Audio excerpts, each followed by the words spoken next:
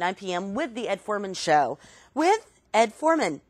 This also before that at 8 p.m. DSL Open Mic Comedy will start at 8 p.m. at Dante's. So DSL Open Mic Comedy starts at 8, and then it will follow the Ed Foreman Show at 9. And then on Tuesdays at the Ambers, we have in the back room we have Recycle with DJ Jeremy at 9 p.m. If you want to get more of your dance on a Tuesday night, you could go to Fuel with DJ Dave Slutsky at CC Slaughters at 9 p.m. If you want to get your karaoke on, you can go to karaoke at Scandals featuring Miss Suzanne. And that is it for the events that are happening this week for St. Patrick's Day week.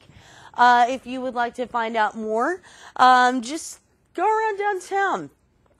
Go to Dante's, go to Embers, go to Casey's, go to the Clinton Street Theater.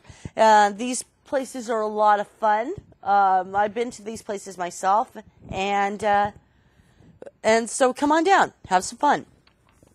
All right, now this is the part of the show where I share some very interesting news with you. Sometimes it's legitimate news, sometimes it's strange news. Sometimes it's news that makes you go, WTF, you know. So, yeah. Oh. Yeah, sometimes my throat gets a little dry and my voice tends to go. See what happens when I don't have Sister Social here to banter off of? See, I gotta start talking for the whole hour. Water. Good stuff. All right. Well, this is the news portion of the show. If you are just tuning in and you're wondering what you're watching the Alexandra Paris Show with me, Alexandra Paris. I am live every third Wednesday of the month here on PCM Channel 23 at 8 p.m. I think sometime this evening we might be taking your calls sometime like in between 8:30, 8:35. I don't know. Depends on if our phone lines are working or not. But until then, we are going to go on with the news. This is from Reuters. In celebrity news, Gilbert Gottfried got into hot water with Affleck. And, well, he got fired. So it's this news story, Gilbert Gottfried, ex-Affleck voice, apologizes for the tweets. This is out of New York City. Comedian Gilbert Gottfried apologized on Tuesday for a series of jokes made on Twitter about the Japanese earthquake and tsunami comments, which got him fired as a voice of insurer Affleck. I sincerely apologize to anyone who's offended by my attempt at humor regarding the tragedy in Japan. I meant no disrespect. And my thoughts are with the victims and their families, Gottfried said in a statement. Since 2000, the comedian had been the voice of the quacking duck in Affleck's commercials, shouting, "Affleck!" at inopportune moments. But the company was quick to dismiss him after a dozen jokes made on his Twitter account last weekend, many of them crude and sexual riffs on the effects of the disaster. Gilbert, not cool, man, not cool. Affleck made its name selling cancer expense policies in Japan in the 1970s and still derives about 3/4 of its revenue there. Yeah. One thing I got to say about that, Gilbert, what were you thinking, man? Don't crap where you eat. This is another story from Reuters. This is from their Oddly Enough section. A huge lobster was saved from the pot. This is out of England.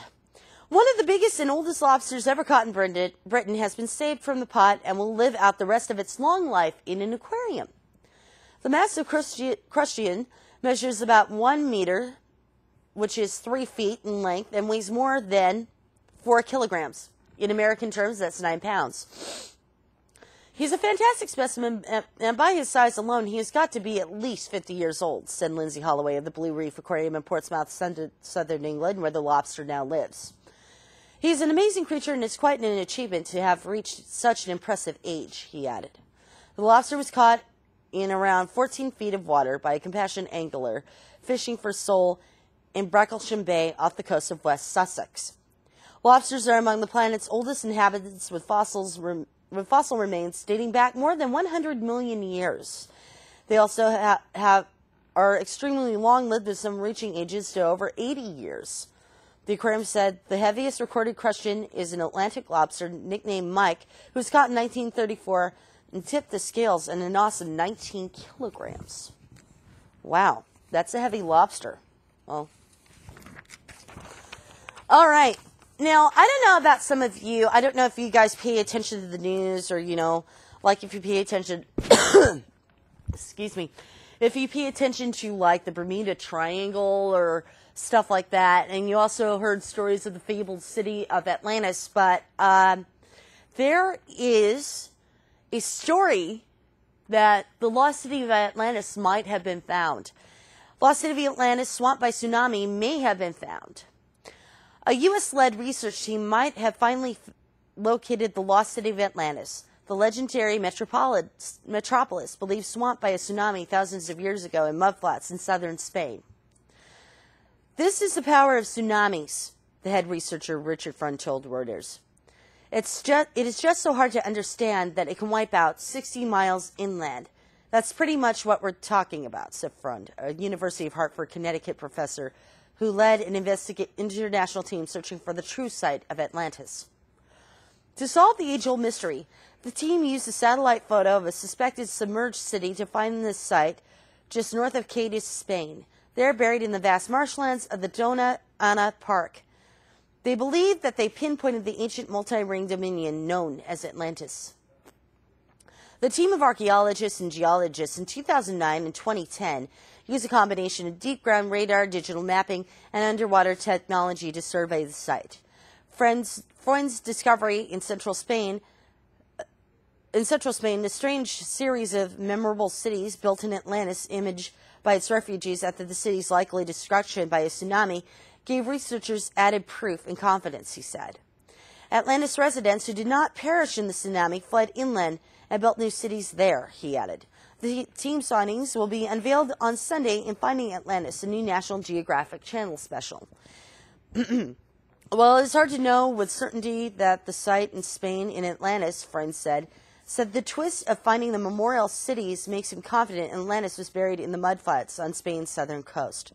We found something that no one else has ever seen before, which gives it a layer of credibility, especially for archaeology. That makes a lot more sense, Frund said. Greek philosopher Plato wrote about Atlantis some 2,600 years ago, describing it as an island situated in front of the straits, which are by you called the Pillars of Hercules, as the Straits of Gibraltar were known in antiquity. Using Plato's detailed account of Atlantis as a map, searches have focused on the Mediterranean and the Atlantic as best possible sites of the city. Tsunamis in the region have been documented for centuries, Frund said. One of the largest was a reported 10-story tidal wave that slammed Lisbon in November 1755. Debate about whether Atlantis truly existed has lasted for thousands of years. Plato's dialogues from around 360 BC are the only known historical sources of information about the iconic city. Plato said the island he called Atlantis, in a single day and night, disappeared into the depths of the sea. Experts plan further excavations are planned at the site where they believe Atlantis is located and at the mysterious cities in central Spain, 150 miles away, to more closely study geological formations to date artifacts. I think that's kind of cool. I hope they did find it. Now, this is also another WTF story, which I find very fascinating. North Korea, renowned for its secrecy and incredible artistic performances, is now planning the ultimate magic show, complete with disappearing aircraft. The North States-run KCNA news agency reported that the capital of Pyongyang would host a new form of magic show in which the aircraft, a bus full of passengers, and an elephant would be made to disappear. The Pyongyang Circus, which has conducted 250 tours around the world, has won more than 70 awards, including 36 gold prizes and 38 international circus festivals, KCNA reported. Impoverished and isolated, North Korea is famous for its mass gymnastics and dancing performance, with children trained from the age of 5 to perform in mass games such as the Arirang Festival to mark the birth of the state's founder, Kim Il-sung. Well, looks like the military has become very, very intolerant of religious beliefs, and well, I don't know what to think about this. Prayer ritual alarms U.S. aircrew. This is just something I was wondering about. Alaska Flight 241 from Mexico City to Los Angeles International Airport landed safely on Sunday and was met by fire crews, foam trucks, FBI agents, Transportation Security Administration personnel, and police dispatch as a precaution. The 3 men, all Mexican nationals, were escorted off the plane by police and questioned by the FBI, being released to make connecting flights to other countries. FBI spokeswoman Laura Emiller said, "No charges were filed," she said. An Orthodox Jewish prayer observance by 3 passengers aboard an Alaska Airlines flight alarmed flight attendants unfamiliar with the ritual, prompting them to look down the cockpit and issue a security alert, officials said. The 3 passengers had startled members of the cabin crew with what was interpreted as suspicious behavior shortly after takeoff, airline spokeswoman Bobby Egan said. The 3 passengers were praying aloud in Hebrew and were wearing what appeared to be leather straps on their foreheads and arms, she said. This appeared to be a security threat, and the pilots locked down the flight deck and followed standard security procedures. It turned out the passengers were engaged in the wearing of tefillin, a small black prayer boxes containing scripture that devout Jews bind to their foreheads and arms with black leather straps in a daily ritual accompanied by special prayers. Asked about the authorities' reaction to the alert, Emiller said, "We're obligated, of course, to respond when the flight calls us to clear up concerns." All right. Now, this one also had me scratching my head. Well, they say $1 million is not $1 million anymore, and I have to say, it's true. U.S. millionaires say $7 million is not enough to be rich. $1 million ain't what it used to be, ladies and gentlemen. More than 4 out of 10 American millionaires say they do not feel rich. Indeed, many would have at least $7.5 million in order to feel that they were truly rich, according to a Fidelity investment survey. Some 42%, more than 1,000 millionaires surveyed by Fidelity, said that they did not feel wealthy.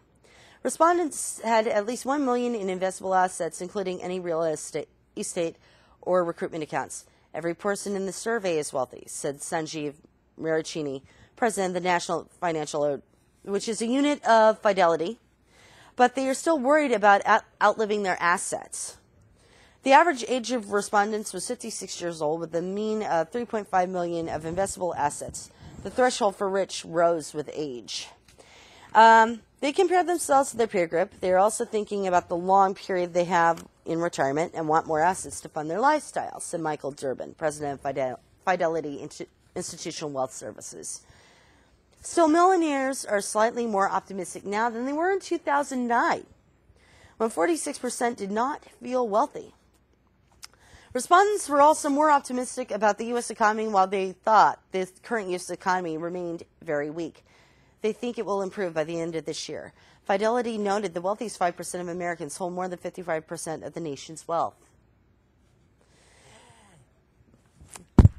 Now, I don't know about you, but this is a hell of a way to thwart a bank robbery. This is from Reuters. A would-be thief's attempts to rob a suburban New York bank was thwarted when the teller refused his demand for money.